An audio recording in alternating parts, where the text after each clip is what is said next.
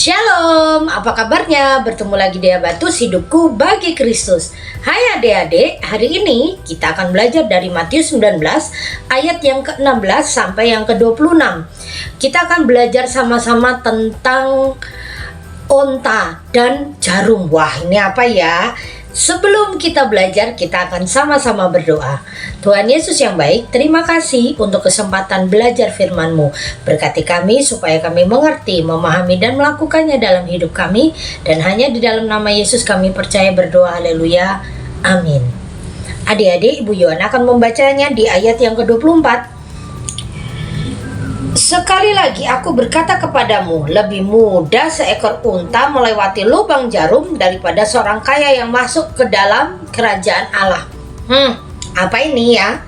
Kenapa seperti ini? Adik-adik nanti harus membacanya lengkap. Satu perikop tidak boleh dipotong-potong. Ibu Yohana hanya membaca satu potongan kecil, tetapi Ibu Yohana akan menjelaskan secara lengkap. Ceritanya adalah ada seorang muda yang kaya. Dia bertanya pada Yesus, apa yang harus aku perbuat supaya aku masuk surga?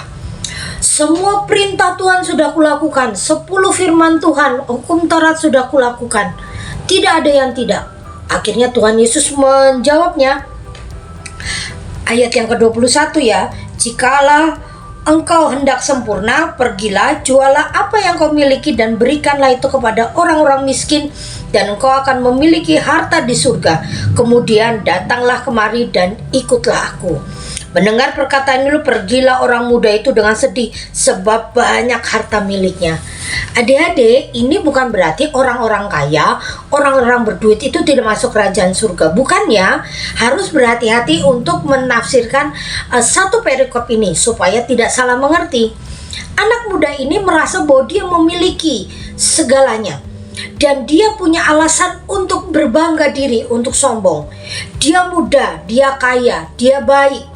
Dia melakukan semua perintah Tuhan yang ada di hukum Taurat, sehingga dia berani mengatakan pada Yesus, semuanya sudah kulakukan, katanya begitu kan? Tetapi Tuhan Yesus tahu apa yang dilakukan sebenarnya bukan untuk kemuliaan Tuhan, tapi untuk kesombongan diri. Bisa dikatakan dia punya kesombongan secara rohani. Dia melakukannya bukan untuk puji hormat kemuliaan nama Tuhan, tapi dia melakukannya supaya dipuji, supaya diperhatikan, supaya dikatakan baik. Dan Tuhan Yesus tahu itu. Wah, ini orang ini jalannya belum benar nih. Ayo dibenarkan. Makanya Tuhan Yesus menyarankan untuk menjual hartanya dan mengikuti dia. Hartanya dijual, diberikan kepada orang lain. Kenapa Tuhan mengatakan gitu?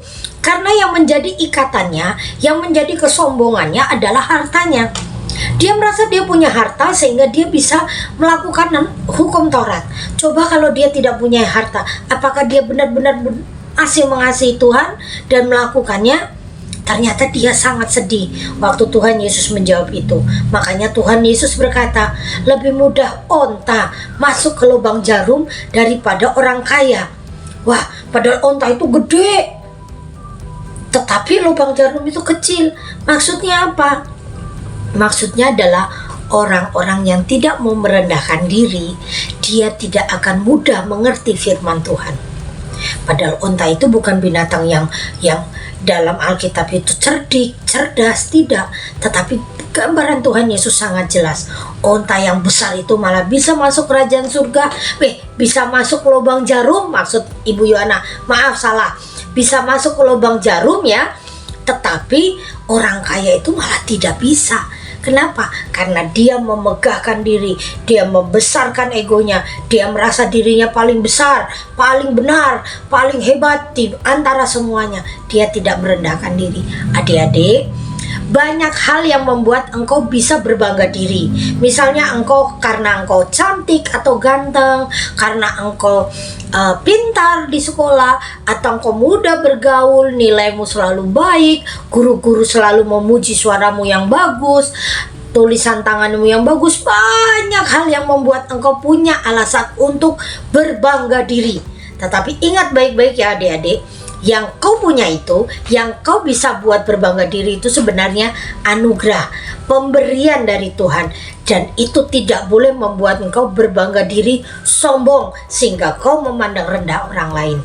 Tuhan Yesus sudah mengingatkan, walaupun kau baik kepada orang lain, walaupun kau melakukan apa yang baik, tetapi kalau kau tidak tulus melakukannya karena nama Tuhan, dan kau melakukannya supaya dipandang baik, engkau sulit untuk masuk kerajaan surga.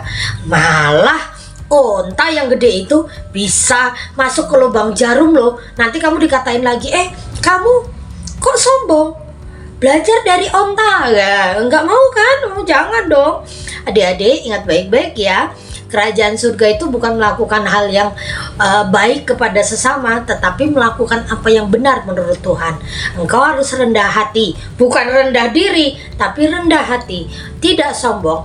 Mulai melakukan apa yang Tuhan perintahkan dalam hidupmu. Jadilah anak-anak yang hebat dan berjuang untuk melakukan kebenaran, walaupun itu sulit, walaupun rasanya pengennya membanggakan diri, aku dulu yang hebat, aku yang kuat, aku yang paling menonjol. Jangan ya. Karena apa? Saat kau mulai membanggakan diri, engkau menganggap Tuhan itu tidak berarti. Jangan ya adik-adik, jangan ya adik ya, jangan. Ingat baik-baik, berkat Tuhan itu diberikan pada kita sebagai titipan, dan kita tidak boleh memakainya untuk kesombongan, tetapi untuk kemuliaan Tuhan.